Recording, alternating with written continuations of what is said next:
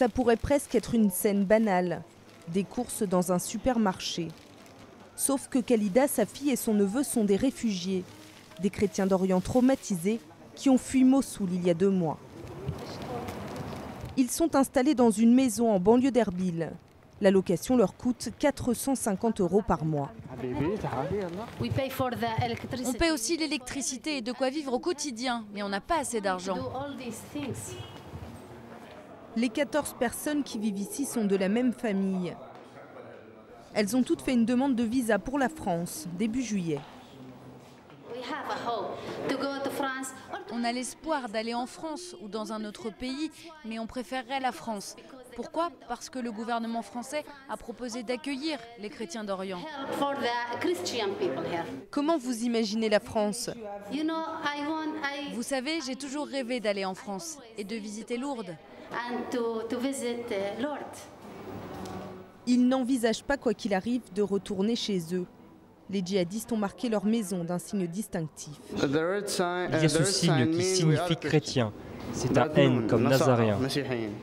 Et l'inscription en noir? En noir, ça veut dire maison islamique. Ils nous ont laissé 3 options. Soit se convertir à l'islam, soit payer une taxe, soit partir. Et si on refusait, ils nous tuaient. Ils ont racheté le minimum pour vivre. De Mossoul, ils n'ont réussi à sauver que quelques objets et leurs plus précieux trésors. J'ai pu sauver ma collection de timbres que j'ai commencé quand j'avais 8 ans, en 1965. Ça, c'est ma première page de collection. Ce sont des timbres français qui ont plus de 100 ans. Barnam aime aussi Simone Signoret et Alain Delon.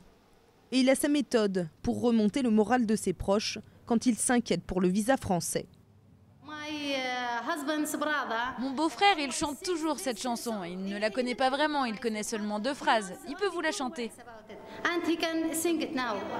Laissez-moi tranquille, j'ai vraiment pas envie de faire ça. Pas tout seul alors, tous ensemble.